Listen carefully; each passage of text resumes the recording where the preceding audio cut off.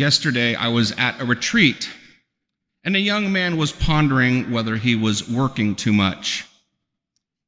And I asked him, "Why do you work?" He looked at me dumbfounded. The right side of his brain appeared to be scoffing at the question. Why was I asking him so simple and so obvious? Everyone knows why we work, right?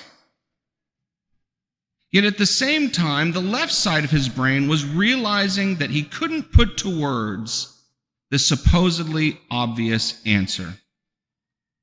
It was clear that he had never really asked himself this question. Like so many of us, the process that led him to his current job was only partially of his own doing.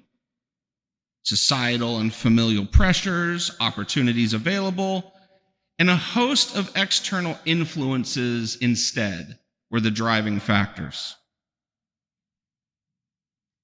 I won't go into further what happened with the conversation other than to say it prefigured what Jesus tells us today in the gospel. It shall not be so among yourselves. Now, Jesus was talking about leadership and the abuse of power and authority. But I think his point can be applied more broadly. Because I think if you were to ask a person in a leadership position, why do you lead? Many of us would have the same mental paralysis as the young man from the retreat. What do you mean, why? The answer to that question is obvious. One of the best tricks the evil forces in this world use to get us to do their bidding is to get us to do things unthinkingly.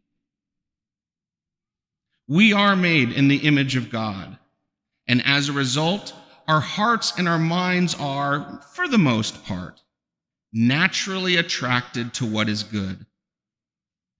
So the best way to get us to do evil is to get us to turn off our hearts and our minds. And that is why in today's gospel, Jesus tells James and John, you do not know what you're asking. James and John want to be leaders, but they're desiring it for all the wrong reasons. They want power, prestige, authority. And frankly, so do the rest of the apostles.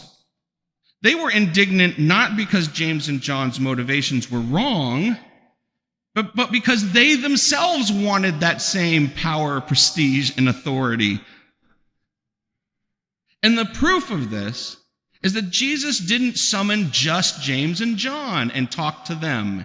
He brought all 12 of them to tell them, it shall not be so among you.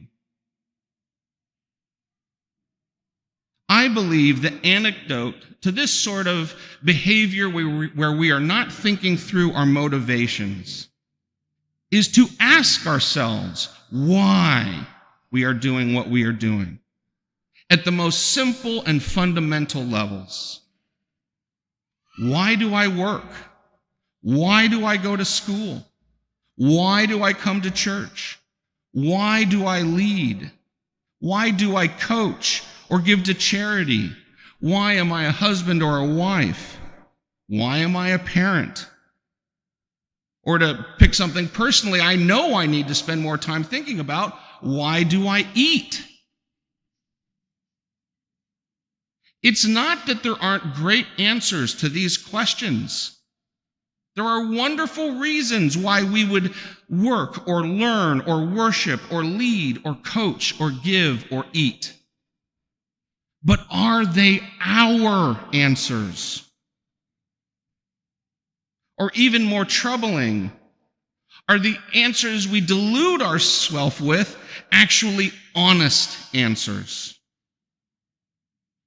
Or instead, is the honest truth that our motivations are far less noble than we care to admit to ourselves? I'll tell you what, my brothers and sisters, I don't fear that when I die, I'll have a train wreck of mistakes and sins behind me. We have a loving and forgiving God. If every time I've made a mistake, I've done my best to say I'm sorry, I trust in God's forgiveness. Instead, what I fear most is that which I don't appreciate as sinful.